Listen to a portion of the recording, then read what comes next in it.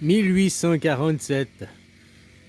C'est peut-être une date qui te dit rien, toi, mais c'est la naissance de la démocratie directe en 1847, avec le général Dufour qui a mis fin aux guerres civiles, qui a mis fin aux guerres religieuses catholiques protestantes en Suisse.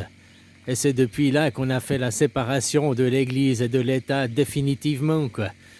Avant, on était comme vous, des démocraties représentatives, machin. La Suisse, c'était 50 ans de guerre civile, les Suisses allemands contre les Suisses romands. Il y a toujours une guerre civile, entre guillemets, mais c'est une guerre pacifiste, c'est-à-dire, ils se tuent plus, quoi, mais c'est une guerre d'idées. Ouais.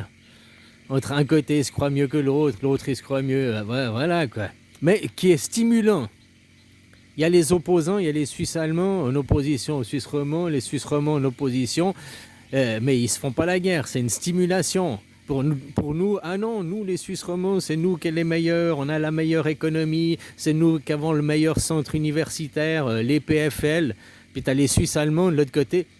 Je ne sais pas si tu te rends compte qu'en Suisse, comme c'est tout petit, il y a 2 écoles polytechniques fédérales, quoi. 2 écoles polytechniques. En France, vous n'en avez qu'une à Paris, c'est ça déjà pour 70 millions de gens, quoi. Je ne veux pas dire des bêtises, vous avez peut-être plusieurs écoles polytechniques, mais en Suisse, pour te dire, comme c'est petit la Suisse, et on a 2 pôles polytechniques qui sont majoritaires, le pôle de Zurich, les PFZ, l'école polytechnique de Zurich, et l'école polytechnique de Lausanne. Et il y a une guerre entre ces 2 pôles, les Suisses allemands, qui représentent chez nous, les Suisses allemands, ils représentent les catholiques, c'est pas les Allemands. Vous, en Europe, les Allemands, c'est le berceau des protestantismes avec Martin Luther King. Mais chez nous, les Suisses allemands, c'est le berceau du catholicisme. Voilà, quoi. C'est les Templiers qui sont venus de Jérusalem en 1291. Quoi. Quand ils ont quitté Jérusalem, ils sont venus s'installer en Suisse, quoi, avec la famille christique. Et à Ouri, quoi. Et après, ils sont battus contre le roi déjà, le roi des Habsbourg, en disant non, le roi, moi je suis la famille Jésus, je suis la famille christique, je suis au-dessus du roi, je ne vais pas me plier au roi, quoi. Tu vois ce que je veux dire? Puis ça a donné l'exemple des travailleurs, les paysans, les païens, païens, c'est la même racine, c'est la même chose, se sont levés contre le clergé, se sont levés contre l'autorité, se sont levés contre la hiérarchisation, le roi et l'église. Et depuis que la Suisse s'est installée, il y a 700 ans en arrière, 730 ans, 1291,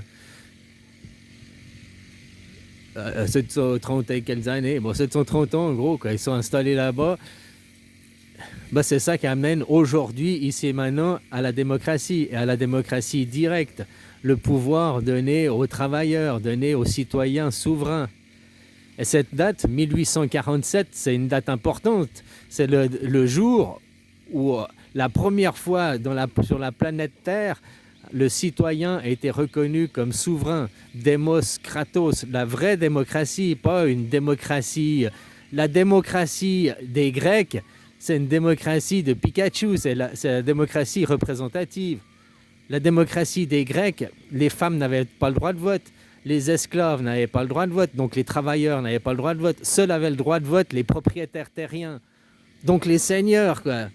Donc les seigneurs, entre eux, ils avaient le droit de vote et ils obligeaient...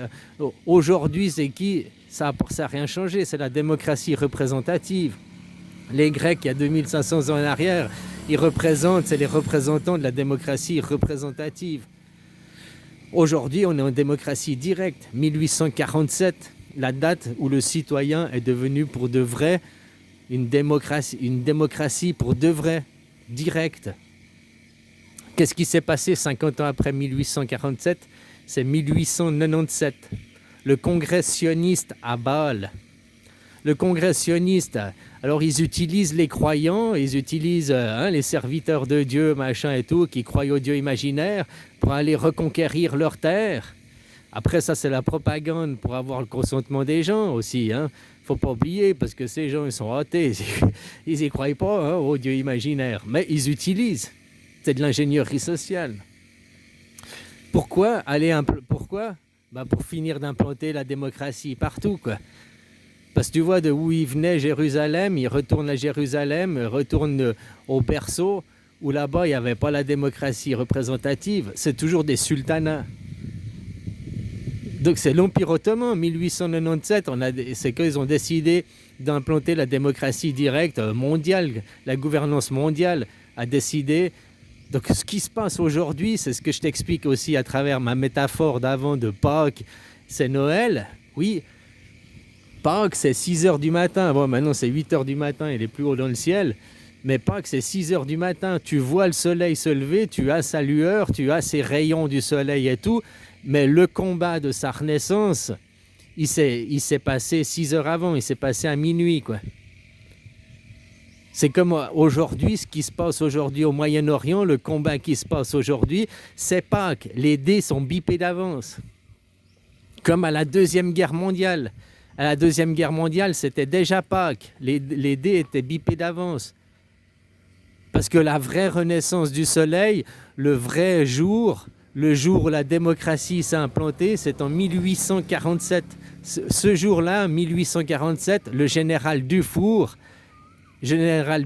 représente le nouveau jour, représente celui qui implante la démocratie directe.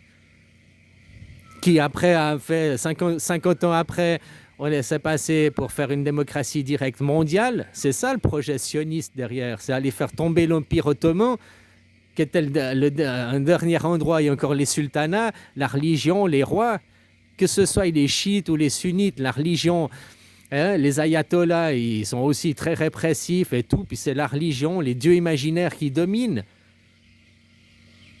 Alors, Trump, c'est comme tonton Adolphe, c'est un poulidor, il va finir vainqueur, mais en finissant perdant, quoi. L'idéologie que Trump transmet, qui est la démocratie, va gagner, va s'imposer. Ce sera même une démocratie directe qui va s'imposer là-bas. Hein, puis sur un point de vue mondial, du coup, puisqu'on parle de guerre mondiale, les répercussions, elles vont être mondiales. Même en France, partout, vous allez avoir une démocratie directe, quoi. Ce qu'on voit là, c'est Pâques. C'est déjà, on voit les lueurs de ce qui s'est joué en 1847 en Suisse. Après, en Suisse, à Bâle, le projet sioniste, hein, les accords sionistes, le congrès sioniste, les accords de Bâle en 1847, pour aller finir de détruire l'Empire ottoman, retourner d'où ils étaient venus. Hein. Après, qui a mis au pouvoir tonton Adolphe? Adolphe, il a été mis en place par des Suisses. Des Suisses juifs, quoi, qui ont mis en place. Toi, dans les juifs, il y a des juifs protestants, des juifs catholiques aussi. Hein, ils ne sont pas tous... Voilà, quoi. Trump, qui c'est qui le met en place aujourd'hui? Qui le détient Trump par la peau des couilles? Ce sont aussi les juifs. Est-ce que c'est les juifs catholiques ou les juifs protestants? Ou les juifs orthodoxes? Tu vois, si tu regardes Israël, c'est la petite princesse... et qui joue avec ces deux mâles. Elle joue avec un mâle, c'est la Russie, hein, où eux, ils sont orthodoxes, elle joue avec la foi de ce côté-là, et puis l'autre mâle, elle joue avec l'impérialisme, les USA. C'est ces deux boyfriends, ils sont en trouble. Israël, la Russie et les USA, c'est un trouble. Hein, puis la princesse, elle joue avec les deux, quoi. De un, elle est liée par la foi, l'orthodoxie. Hein, nous sommes liés par la foi, nous avons la même foi, nous avons les mêmes valeurs. Puis de l'autre, c'est par l'argent, le système monétaire, le système économique. Ah oui, voilà. D'un côté le Dieu, d'un côté le maître. Mais il se fait manipuler par la petite princesse. Voilà, la petite princesse, c'est elle qui avait les clés jusqu'à 18h, comme je t'ai dit. Mais depuis, le monde a changé. On croit qu'on peut encore... Non, on a un impact. Tu peux avoir un impact parce que rien n'est décidé d'avance. Mais tu ne vas pas avoir un impact si tu ne vas pas dans le sens de la démocratie directe.